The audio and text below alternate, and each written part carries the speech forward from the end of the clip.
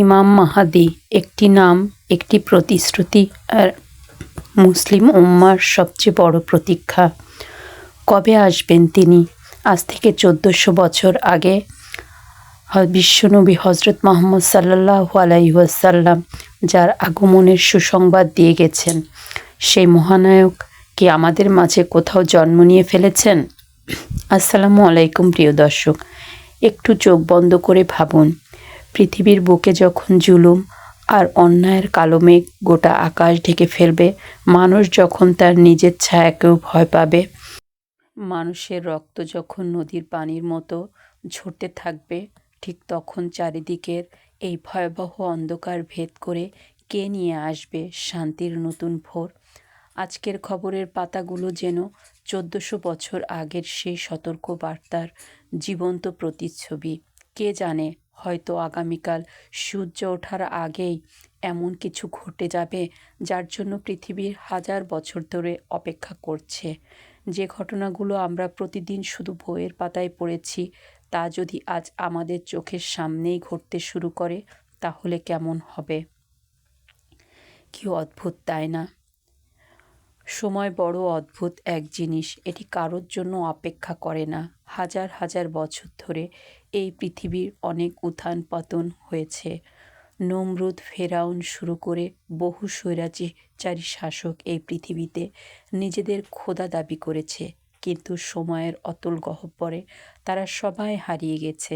তাদের বিশাল অহংকার আর দম্ভ আজ কেবলই মাটির নিচে চাপা পড়া ইতিহাস। আল্লাহ সুবহানাহু তাআলা এই পৃথিবীকে সৃষ্টি করেছেন এক সুনির্দিষ্ট কল্পনার মাধ্যমে, আর এই পৃথিবীর শেষ অধ্যায়টি বড়ই রহস্যময়, বড়ই ভয়ঙ্কর এবং একই সাথে ঈমানদারদের জন্য বড়ই আশা জাগানিয়া। রাসূল সাল্লাল্লাহু আলাইহি ওয়াসাল্লাম আজ থেকে ১৪০০ বছর আগে এমন কিছু ভবিষ্যদ্বাণী করে গেছেন যা শুনলে আজ বিস্ময়ে হতবাক হয়ে যায়। তিনি বলেছেন, কিয়ামতের আগে এমন এক সময় আসবে যখন পৃথিবীতে জুলুম, অত্যাচার আর অবিচার কানায় কানায় পূর্ণ হয়ে যাবে। প্রিয় দর্শক, আজ আমরা আমাদের চারপাশে কি দেখছি? একটু গভীরভাবে লক্ষ্য করুন। মানুষের জীবনের কোনো নিরাপত্তা নেই। সকালে যে মানুষটি হাসিমুখে ঘর থেকে বেরোচ্ছে, সন্ধ্যায় তার নিথর দেহ ফিরে আসছে। ভাই ভাইয়ের রক্ত ঝরাচ্ছে সামান্য স্বার্থের জন্য। মিথ্যা আজ সত্যের রূপ ধারণ করছে, আর সত্যবাদীকে বলা হচ্ছে বোকা। চারিদিকে শুধু স্বার্থপরতা, লোভ আর ক্ষমতার লড়াই। ঠিক এই ঘোর সংকটের মুহূর্তেই যখন পৃথিবীর প্রতিটি কোণা থেকে মজলুমের কান্না আর আর্তনাদ আল্লাহর আরশ পর্যন্ত পৌঁছাবে, তখন আল্লাহ এই পৃথিবীতে পাঠাবেন তার এক বিশেষ বান্দাকে, যিনি এই পৃথিবীকে ঠিক ততটাই ন্যায় ও ইনসাফ দিয়ে ভরিয়ে দেবেন যতটা অন্যায় আর অত্যাচারে তা ভরে গিয়েছিল। ইমাম মাহদী। কে তিনি? মাহদী এই শব্দের অর্থ হলো যিনি হেদায়েতপ্রাপ্ত বা যাকে সঠিক পথ দেখানো হয়েছে। তিনি কোনো নবী রাসূল নন, বরং তিনি হবেন উম্মত মুহাম্মাদীয় একজন সাধারণ মানুষ। তার মর্যাদা হবে অতুলনীয়। অনেকের মনেই প্রশ্ন জাগে, কে এই ইমাম মাহদী? দেখতে কেমন হবেন তিনি? তার পরিচয় কী? হাদিসের প্রামাণ্য গ্রন্থগুলোর যেমন আবু দাউদ এবং তিরমিজি শরীফে বর্ণনা অনুযায়ী নবী করিম সাল্লাল্লাহু আলাইহি ওয়াসাল্লাম বলেছেন, পৃথিবীর আয়ু যদি মাত্র একদিনও অবশিষ্ট থাকে, তবুও আল্লাহ সেই দিনটিকে দীর্ঘ করবেন এবং আমার বংশধর থেকে একজনকে পাঠাবেন। সুবহান আল্লাহ! একবার ভেবে দেখুন তার আসার গুরুত্ব কতটা বেশি। ইমাম মাহদীর পরিচয় আসুন তাহলে এবার জেনে নেওয়া যাক। তার আসল নাম হবে আমাদের প্রিয় নবীজির নামের সাথে হুবহু মিল রেখে মুহাম্মদ অথবা আহমদ। তার পিতার নাম হবে নবীজির পিতার নামের সাথে আবদুল্লাহ। তিনি হবেন হজরত ফাতেমা রাদিয়াল্লাহু আনহার বংশধর, অর্থাৎ হজরত হাসান অথবা হুসায়ন রাদিয়াল্লাহু আনহুমার বংশের একজন। তার শারীরিক গঠন কেমন হবে। হাদিসে তার শারীরিক বর্ণনা এত সুন্দরভাবে দেয়া হয়েছে যে শুনলে মনে হয় যেন চোখের সামনে তার প্রতিকৃতি ভাসছে। তিনি হবেন প্রশস্ত ললাট বা চওড়া কপালের অধিকারী। তার নাক হবে খাড়া এবং সুন্দর। তার চেহারায় থাকবে এক ঐশ্বরিক নূর বা আলো, যা দেখলে যে কোনো মানুষের মন শান্ত হয়ে যাবে। তিনি যখন কথা বলবেন তখন তার কথায় থাকবে এক অলৌকিক প্রভাব। পৃথিবীর সমস্ত মানুষ তার দিকে এমনভাবে আকৃষ্ট হবে যেমন তৃষ্ণার্ত মানুষ মরুভূমিতে পানির দিকে ছুটে যায়। সবচেয়ে বিস্ময়কর বিষয় হলো তিনি প্রথম দিকে নিজেই জানবেন না তিনিই মাহদী, কিন্তু আল্লাহ এক রাতেই তাকে এই মহান দায়িত্বের জন্য যোগ্য করে তুলবেন। ইমাম মাহদী আগমনের আলামত। আজকের পৃথিবী কি সেই সংকেত দিচ্ছে? ইমাম মাহদী কবে আসবে? এই প্রশ্নের কোনো নির্দিষ্ট তারিখ বা সাল হাদিসে উল্লেখ নেই, তবে তার আগমনের আগে পৃথিবীতে এমন কিছু ঘটনা ঘটবে যা দেখে ইমানদাররা বুঝতে পারবে সময় ঘনিয়ে এসেছে। সেই আলামতগুলো কি কি? আসুন তাহলে এইবার জানি। আপনি যদি আজকের দুনিয়ার দিকে তাকান তাহলে আপনার গায়ে শিহরণ বয়ে যাবে, কারণ সে আলামতগুলোর বেশিরভাগই আজ আমাদের চোখের সামনে দিনের আলোর মতো স্পষ্ট। সময়ের বরকত উঠে গিয়েছে। রাসূল সাল্লাল্লাহু আলাইহি ওয়াসাল্লাম বলেছিলেন, কিয়ামতের আগের সময় খুব দ্রুত চলে যাবে। বছর হবে মাসের মতো, মাস হবে সপ্তাহের মতো, আর সপ্তাহ হবে দিনের মতো। আজকে আমরা তা অনুভব করছি না? সময় যেন হাতের মুঠো থেকে বালির মতো বেরিয়ে যাচ্ছে। জীবন থেকে বরকত একেবারেই উঠে গেছে। তিনি আরও বলেছিলেন, আরবের মরুভূমি পুনরায় চরণভূমি এবং নদীতে পরিণত হবে। বিজ্ঞানীরা আজ অবাক হয়ে দেখছেন সৌদি আরবের শুষ্ক মরুভূমিতে সবুজ ঘাস গজাচ্ছে, বরফ পড়ছে, নতুন নতুন জলধারা সৃষ্টি হচ্ছে। বেদুইন বা মরুচারী রাখালেরা তাদের পায়ে পড়ার মতো জুতো ছিল না। তারা উঁচু উঁচু দালান নির্মাণের প্রতিযোগিতায় লিপ্ত হবে। আজ মধ্যপ্রাচ্যের দিকে তাকালে আকাশচুম্বী অট্টালিকার যে প্রতিযোগিতা দেখা যায় তা কি সেই 1400 বছরের আগের ভবিষ্যৎবাণী প্রমাণ করে না? সবচেয়ে বড় ভয়ঙ্কর আলামতগুলোর মধ্যে একটি হলো ফোরাত নদী বা ইউফ্রেটিস নদীর পানি শুকিয়ে যাওয়া। হাদিসে এসেছে, ফেরাত নদী তার গর্ভ থেকে একটি সোনার পাহাড় বের করে দেবে, আর মানুষ সেই সম্পদের জন্য এমনভাবে যুদ্ধ করবে যে প্রতি 100 জনের মধ্যে 99 জনই নিহত হবে। বর্তমান সময়ে আমরা দেখতে পাচ্ছি ইরাক ও সিরিয়ার বুক চিরে বয়ে যাওয়া এই ফেরাত নদীর পানির অবিশ্বাস্য দ্রুত গতিতে শুকিয়ে যাচ্ছে। এর নিচে কী লুকিয়ে আছে তা নিয়ে সারা বিশ্বের পরাশক্তিগুলোর ঘুম হারাম। এই সমস্ত ঘটনার চরম পর্যায়ে যখন সারা বিশ্ব মহাযুদ্ধের দামামা বাজতে থাকবে, তখন কোনো পরশক্তিই তা আর বিশ্বকে নিয়ন্ত্রণ করতে পারবে না। তখন শুরু হবে সেই আসল ঘটনা। আরব ভূখণ্ডে ঘটবে এক বিশাল রাজনৈতিক পট পরিবর্তন। একজন খলিফা বা শাসকের মৃত্যুর পর ক্ষমতা নিয়ে চরম বিরোধ দেখা দেবে। সেই সময় মদিনার অবস্থান করবে একজন সাধারণ মানুষ। তিনি জানবেনও না যে তিনি সেই আকাঙ্ক্ষিত ইমাম মাহদী।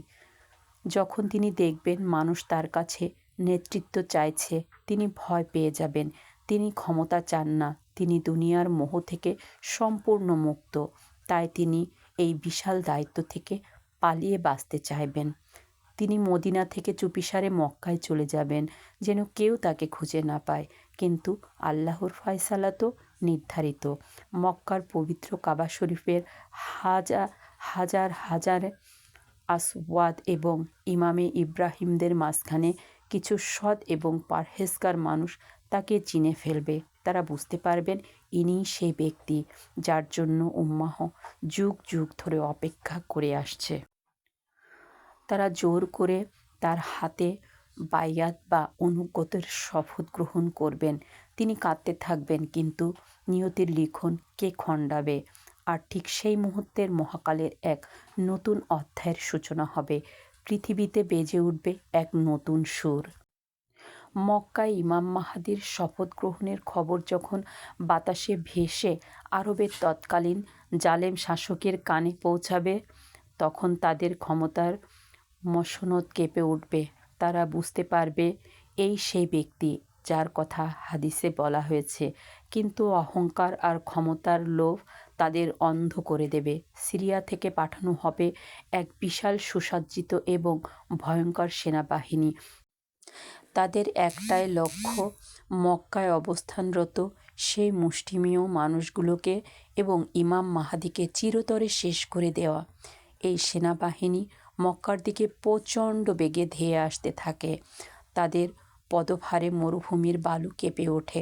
তারা যখন মক্কা এবং মদিনার মাঝামাঝি বায়দা নামক একটি বিস্তীর্ণ সমতল প্রান্তরে পৌঁছাবে, তখন তারা বিশ্রামের জন্য তাঁবু ফেলে অবস্থান নিবে। তাদের মনে কোনো ভয় নেই, কারণ তারা সংখ্যায় অনেক। আর মক্কার মাহাদির সঙ্গীরা তখনও নিতান্তই অল্প। কিন্তু তারা ভুলে গিয়েছিল তারা কার সাথে যুদ্ধ করতে যাচ্ছে। তারা ভুলে গিয়েছিল যাকে ধ্বংস করার জন্য তারা এসেছে তিনি স্বয়ং আল্লাহ তাআলার মনোনীত বান্দা। হঠাৎ গভীর রাতে এক অচেনা ভয়ঙ্কর গর্জন শুনতে পায় সেই বাহিনী। কোনো সাধারণ ভূমিকম্প নয়, এ যেন খোদ মাটির গভীর থেকে উঠে আসা এক ঐশ্বরিক ক্রোধ। কেউ কিছু বুঝে ওঠার আগেই চোখের পলকে বায়দা প্রান্তরের সেই বিশাল সমতল ভূমি দুই ভাগ হয়ে যায়। হাহাকার করে খুলে যায় পৃথিবীর মুখ। মুহূর্তের মধ্যে সেই বিশাল অহংকারী সেনাবাহিনী তাদের অস্ত্রশস্ত্র, যানবাহন এবং অহংকার সহ মাটির নিচে তলিয়ে যেতে থাকে। তাদের বাঁচার আর্তনাদ, চিৎকার আর হাহাকার মরুভূমির রাতের নীরবতাকে চিরে ফেলে, কিন্তু কেউ তাদের বাঁচাতে আসে না। মাটি তাদের সবাইকে গিলে ফেলে এবং এরপর আবার আগের মতো সমতল হয়ে যায়, যেন সেখানে কোনো দিন কোনো সেনাবাহিনীর অস্তিত্বই ছিল না। হাদিসে বর্ণনা অনুযায়ী এই বিশাল বাহিনীর সামনের এবং পেছনে মাত্র একজন বা দুইজন লোক বেঁচে যাবে। তারা সেই ভয়াবহ দৃশ্য দেখে পাগলের মতো ছুটে যাবে মানুষের কাছে। তারা গিয়ে সারা বিশ্বকে জানাবে কী ভয়ঙ্কর পরিণতি হয়েছে সেই সেনাবাহিনীর।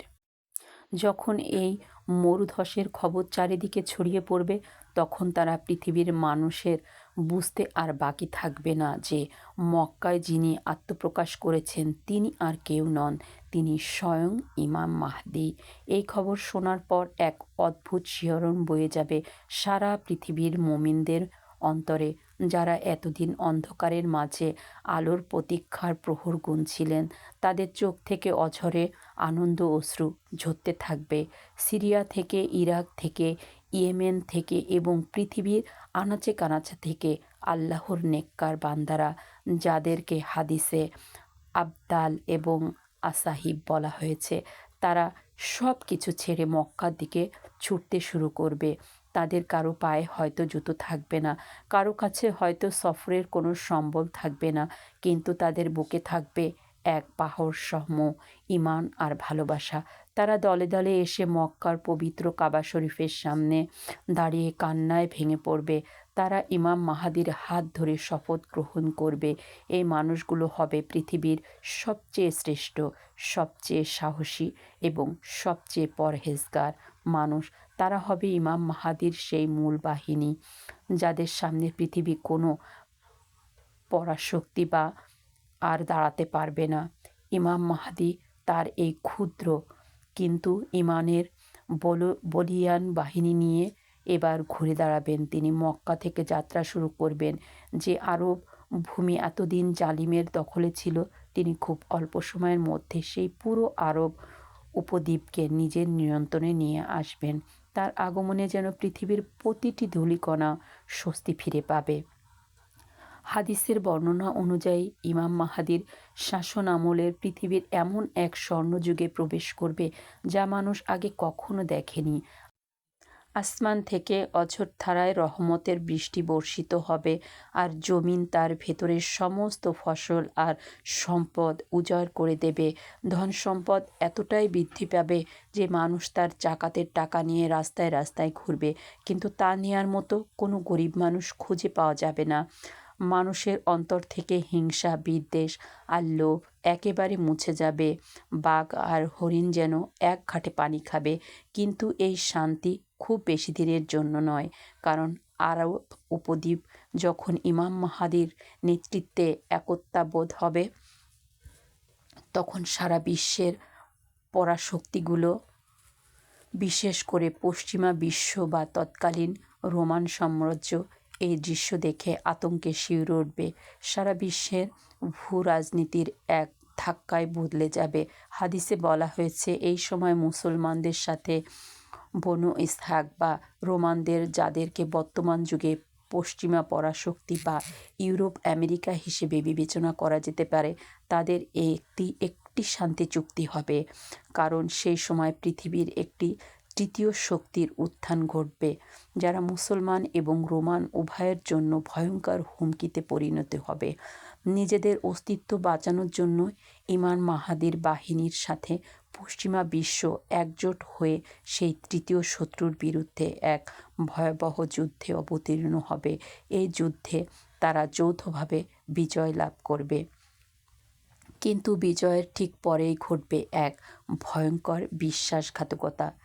যুদ্ধ শেষে যখন একটি সবুজ প্রান্তরে তারা বিশ্রাম নিচ্ছিল, ঠিক রোমান বা পশ্চিমা বাহিনীর একজন সৈন্য হঠাৎ করে একটি ক্রুশ উঁচিয়ে ধরে বলবে, আজ ক্রুশের বিজয় হয়েছে। এই কথা শুনে একজন মুসলিম যুবক রেগে ফেটে পড়বেন এবং সেই ক্রুশটি ভেঙে ফেলবেন। আর ঠিক তখনই শান্তির কাগজগুলো টুকরো টুকরো হয়ে বাতাসে উড়ে যাবে। সেই মুসলিম যুবককে তারা সেখানেই শহীদ করে দেবে। এই ঘটনার পর পশ্চিমা বিশ্বে সম্পূর্ণভাবে বিশ্বাসঘাতকতা করবে। তারা গোপনে মুসলমানদের চিরতরে পৃথিবী থেকে মুছে ফেলার এক ভয়ঙ্কর পরিকল্পনা আঁটবে। তারা দীর্ঘ 9 মাস ধরে প্রস্তুতি নেবে। রাসূল সাল্লাল্লাহু আলাইহি সাল্লাম ভবিষ্যদ্বাণী করেছেন, তারা 80টি পতাকা এবং 80টি দেশের জোট নিয়ে মুসলমানদের বিরুদ্ধে আক্রমণ করতে আসবে। প্রতিটি পতাকার নিচে থাকবে 12,000 করে সৈন্য, অর্থাৎ প্রায় 9,60,000 বা তারও বেশি।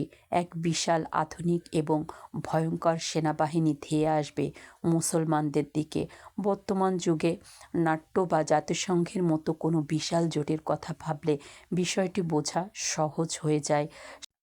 সারা পৃথিবীর সমস্ত বাতিল শক্তি এক হয়ে সিরিয়ার দাবিক অথবা আমাক নামক প্রান্তরে এসে জড়ো হবে। তাদের উদ্দেশ্য একটাই, ইমাম মাহদি এবং তার অনুসারীদের শেষ রক্তবিন্দু পর্যন্ত ছড়িয়ে দেয়া।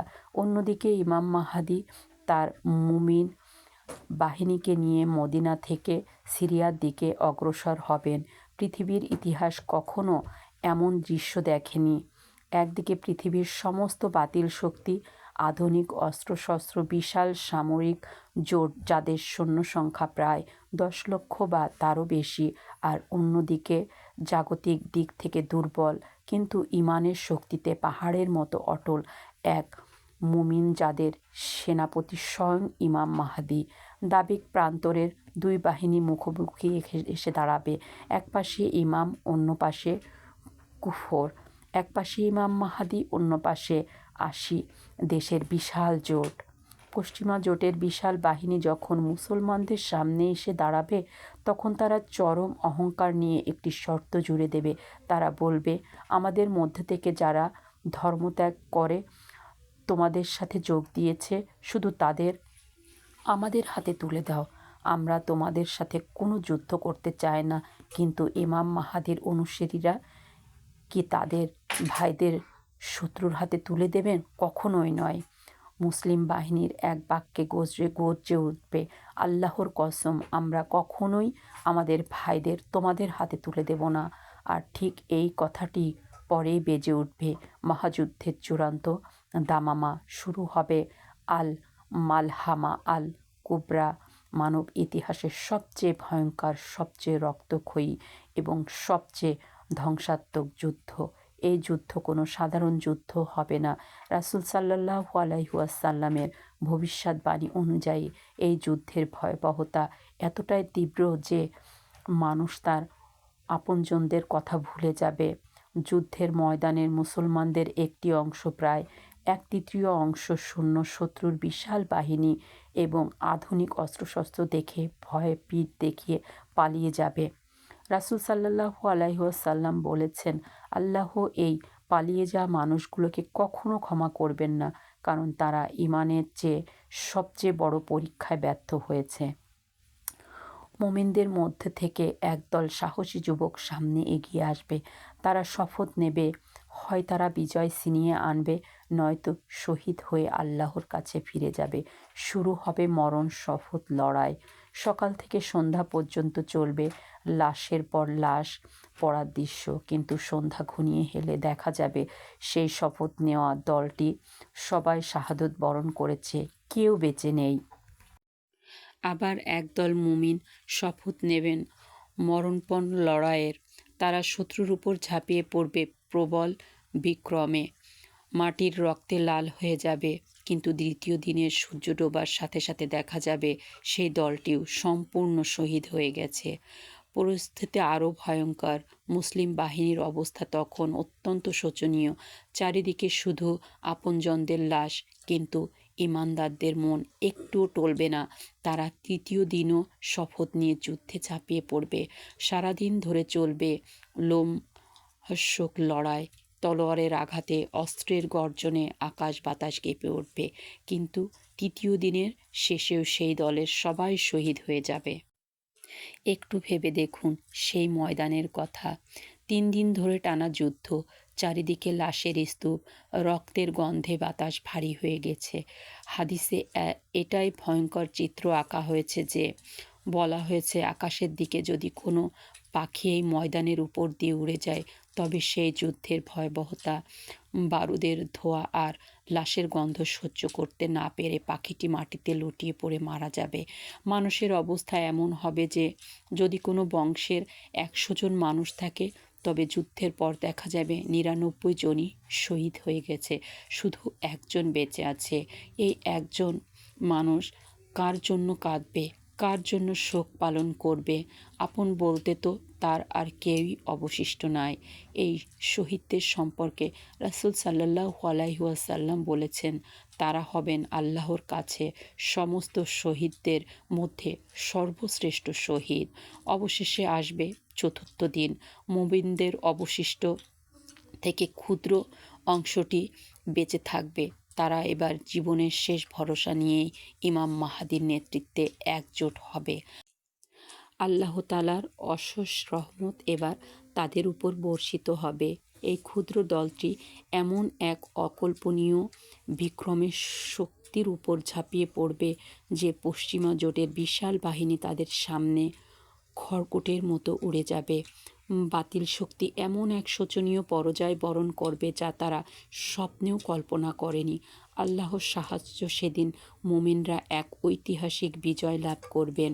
আর সেই বিজয়ের সম্পর্কে রাসূল সাল্লাল্লাহু আলাইহি ওয়াসাল্লাম বলেছেন, এরাই হলো সেই 1/3 মুমিন যাদেরকে আল্লাহ কখনোই কোনো ফিতনা বা পরীক্ষায় ফেলবেন না। তারা চিরস্থায়ী বিজয়ী। এই বিশাল মহাযুদ্ধের জয়লাভ করার পর ইমাম মাহদী তার বিজয়ী বাহিনী নিয়ে সামনে অগ্রসর হবেন। তাদের পরবর্তী গন্তব্য হবে তৎকালীন রোমান সাম্রাজ্যের রাজধানী বা একটি বিশাল সুরক্ষিত শহর, যাকে হাদিসে কনস্টান্টিনোপল বলা হয়েছে। বর্তমানে ইস্তাম্বুল বা ইউরোপের কোনো বিশাল শহর এর সাথে তুলনা করা যেতে পারে। কিন্তু এবার এক বিস্ময়কর ঘটনা ঘটবে। এই শহরটি জয় করার জন্য মুসলিম বাহিনীর কোনো তলোয়ার তুলতে হবে না, কোনো আধুনিক অস্ত্র বা ক্ষেপণাস্ত্র ছুড়তে হবে না। তারা যখন শহরের একপাশে এসে দাঁড়াবেন এবং একযোগে আকাশ বাতাস কাঁপিয়ে ধ্বনি দেবেন, লা ইলাহা ইল্লাল্লাহু আল্লাহু আকবার, তখনই সেই তাকবীরের অলৌকিক শক্তিতে শহরের একপাশের বিশাল প্রাচীর হুড়মুড় করে ধসে পড়বে। তারা দ্বিতীয়বার তাকবীর দেবেন আর শহরের আরেক পাশের প্রাচীর মাটির সাথে মিশে যাবে। এরপর তারা তৃতীয়বার তাকবীর দিলে শহরের মূল ফটক পুরোপুরি খুলে যাবে। সুবহান আল্লাহ! শুধুমাত্র আল্লাহর নামের শক্তিতে এত বড় একটি শহর মুসলমানদের পদানত হবে। মুমিনরা সেই শহরে প্রবেশ করবেন এবং সেখানে শান্তি ও ইনসাফ প্রতিষ্ঠাতা করবেন।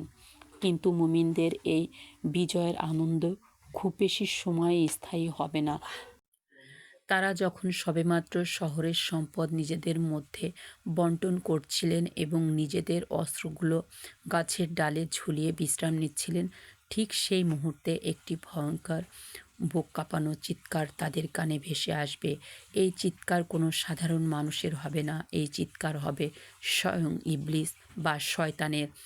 অদৃশ্য থেকে শয়তান বিকট শব্দে ঘোষণা করবে, হে মুসলিমরা, তোমরা এখনও বসে আছো আর ওইদিকে তোমাদের অনুপস্থিতিতে তোমাদের বাড়িঘর, তোমাদের পরিবার পরিজনের কাছে দজ্জাল চলে এসেছে। দজ্জাল এই নামটি শুনে সাথে সাথে মুসলিম বাহিনীর পায়ের নিচে থেকে মাটি সরে যাবে। যে দজ্জালের ফিতনা থেকে বাঁচার জন্য আদম আলাইসাল্লাম থেকে শুরু করে শেষ নবী পর্যন্ত সমস্ত নবী রসুলগণ তাদের উম্মতকে সতর্ক করে গেছেন, সেই মহাবিপদ, সেই ভয়ঙ্কর ফিতনা কি সত্যিই চলে এসেছে? মুহূর্তের মধ্যে মুমিনরা তাদের হাতের সমস্ত সম্পদ সোনাদানা ছুঁড়ে ফেলে দেবে। ধন সম্পদের প্রতি তাদের আর কোনো মোহ থাকবে না। তারা তাদের বাহন ছুটিয়ে সিরিয়ার দিকে রওনা হবেন। সেখানে তাদের পরিবার রয়েছে।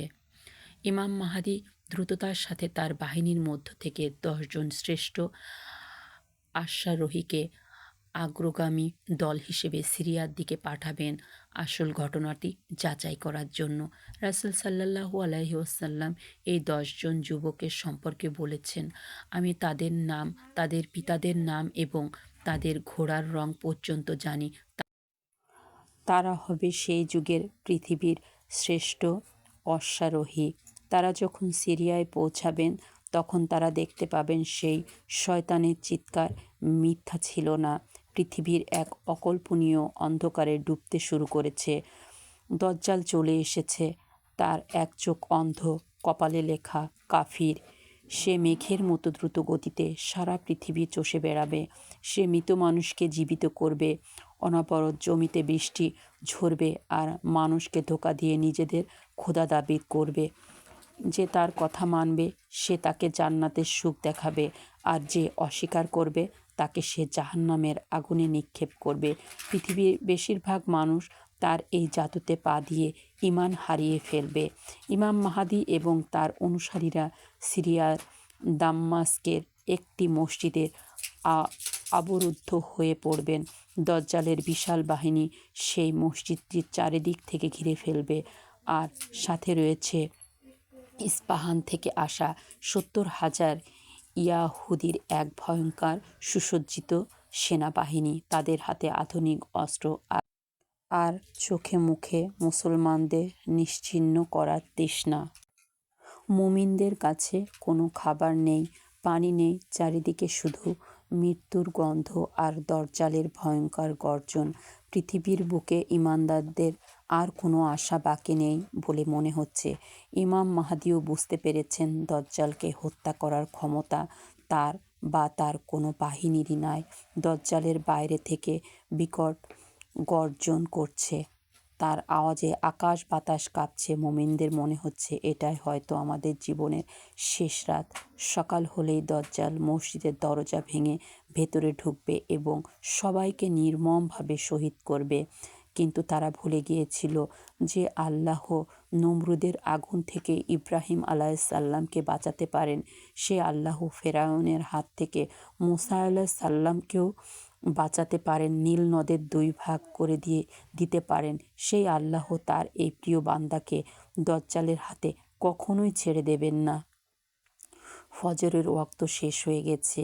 মুয়াজ্জিন আজান দিয়েছেন। ইমাম মাহাদি মুমিনদের নিয়ে ফজরের নামাজের জন্য সারিবদ্ধ হয়ে দাঁড়াচ্ছেন।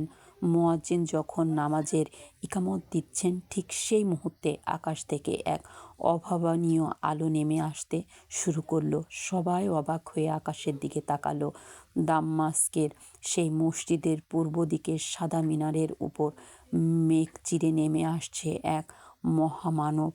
তার দুই হাত দুইজন ফেরেশতা ডানার উপর রাখা। তার গায়ের রং হালকা লালচে সাদা। তার চুলগুলো এতই সুন্দর এবং পরিষ্কার যে মনে হচ্ছে যেন তিনি মাত্রই গোসল করে বেরিয়েছেন। তার চুল থেকে টপ টপ করে মুক্তোর মতো পানির ফোঁটা ঝরে পড়ছে, অথচ তিনি কোনো পানি স্পর্শ করেননি। সুবহানাল্লাহ! ইনি আর কেউ নন, ইনি হলেন আল্লাহর প্রিয় নবী, মরিয়মের পুত্র হজরত ঈসা আলাইহিসসালাম। 2000 বছরেরও বেশি সময় যিনি আল্লাহর কাছে আকাশে জীবিত অবস্থায় ছিলেন, আজ উম্মতে মাহদীকে দজ্জালের হাত থেকে বাঁচানোর জন্য আল্লাহ তাকে পৃথিবীতে পাঠিয়েছেন। ইমামতির সম্মান। ঈসা আলাইহিসসালাম মিনার থেকে নিচে নেমে এলেন। তাকে দেখে মুমিনদের সমস্ত ভয়, সমস্ত ক্লান্তি এক নিমিষে দূর হয়ে গেল। ইমাম মাহদী তাকে দেখে চিনে ফেললেন। তিনি আদবের সাথে সম্মান জানিয়ে নামাজের ইমামতির জায়গা করে কয়েক কদম পেছনে সরে এলেন এবং ঈসা আলাইহিসসালামকে অনুরোধ করলেন, হে আল্লাহর নবী, আপনি সামনে আসুন এবং আমাদের নামাজের ইমামতি করুন। কিন্তু ঈসা আলাইহিসসালাম মুচকি হাসলেন। তেমনি ইমাম মাহদীর পিঠে হাত রেখে অত্যন্ত স্নেহের সাথে বললেন, না, এই ইকামত আপনার জন্যই দেয়া হয়েছে। আপনি সামনে যান। আল্লাহ এই উম্মতকে একে অপরের উপর সম্মানিত করেছেন। কি এক অদ্ভুত দৃশ্য! আল্লাহর একজন জীবিত নবী যিনি আকাশ থেকে নেমে এসেছেন, তিনি একজন উম্মতে মুহাম্মাদীয়র পিছনে দাঁড়িয়ে ফজরের নামাজ আদায় করছেন। এটা উম্মতে মুহাম্মাদীয়র জন্য কত বড় সম্মান, তা কি আমরা কখনো ভেবে দেখেছি? ফজরের নামাজ শেষ হলো। হজরত ঈসা আলাইহিসসালাম ঘুরে দাঁড়ালেন। তার চোখে তখন এক ঐশ্বরিক তেজ। তিনি নির্দেশ দিলেন, মসজিদের দরজাগুলো খুলে দাও। দরজা খুলে দেওয়া হলো। বাইরে দজ্জাল তার বিশাল বাহিনী নিয়ে দাঁড়িয়ে আছে মুসলমানদের হত্যা করার জন্য। কিন্তু যখনই দজ্জালের চোখ হজরত ঈসা আলাইহিসসালামের উপর পড়ল, মুহূর্তের মধ্যে পৃথিবীর সবচেয়ে বড় অহংকারী, নিজেকে খোদা দাবি করা সেই ভয়ঙ্কর প্রাণীটির ভেতর দিয়ে আতঙ্কের শীতল স্রোত বয়ে গেল। হাদিসে এসেছে, ঈসা আলাইহিসসালামের নিঃশ্বাস যতদূর পর্যন্ত যাবে ততদূর পর্যন্ত কোনো কাফির বেঁচে থাকতে পারবে না। তার পবিত্র নিঃশ্বাসের বাতাস গিয়ে যখন দজ্জালের গায়ে লাগলো, তখন পানিতে লবণ যেমন গলে যায় ঠিক তেমনই দজ্জালের শরীর গলতে শুরু করলো। দজ্জাল বুঝতে পারল তার সময় শেষ। যে দজ্জাল একটু আগে অহংকারের হুঙ্কার দিচ্ছিল, সে এখন কুকুরের মতো লেজ গুটিয়ে পালাতে শুরু করলো। হজরত ঈসা আলাইহিসসালাম তার পিছু নিলেন, কিন্তু দজ্জালকে ধাওয়া করতে করতে বর্তমান ফিলিস্তিনের লুদ নামক শহরের একটি গেটের কাছে গিয়ে তাকে ধরে ফেলবেন, যেখানে ঈসা আলাইহিসসালাম তার হাতের বর্শা দিয়ে দজ্জালের বুকে আঘাত করবেন এবং তাকে চিরতরে শেষ করে দেবেন। তিনি মুসলমানদের ডাক দিয়ে দজ্জালের রক্তমাখা বর্শাটি দেখবেন। দজ্জালের বিশাল বাহিনী তখন ভয়ে দিক বিদিক জ্ঞানশূন্য হয়ে পালাতে শুরু করবে, কিন্তু পাথর আর গাছপালাও সেদিন তাদের আশ্রয় দেবে না। গাছ আর পাথর কথা বলে উঠবে, হে মুসলিম, আমার পেছনে ইয়াহুদি লুকিয়ে আছে, এসো এবং তাকে হত্যা করো। এভাবেই পৃথিবীর বুক থেকে চিরতরে মুছে যাবে দাজ্জালের সেই ভয়ঙ্কর ফিতনা।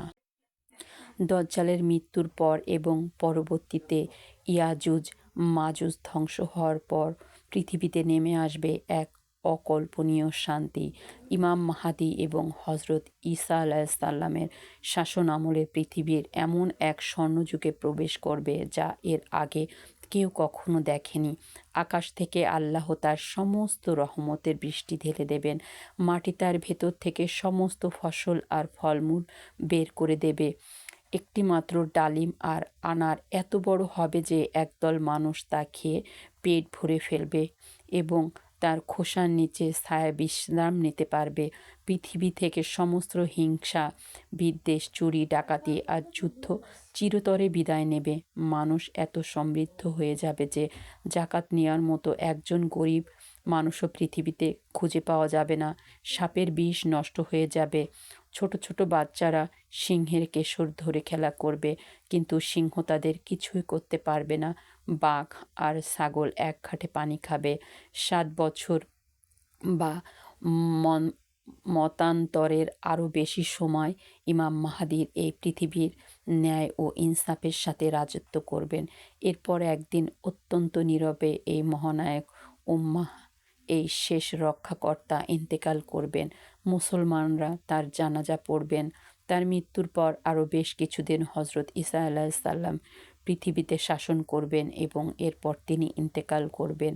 আর এভাবেই শেষ হবে পৃথিবীর সবচেয়ে রোমাঞ্চকর, সবচেয়ে ভয়ঙ্কর এবং সবচেয়ে সুন্দর একটি অধ্যায়। প্রিয় ভাই ও বোনেরা, এতক্ষণ আমরা যা শুনলাম এগুলো কোনো রূপকথার গল্প নয়।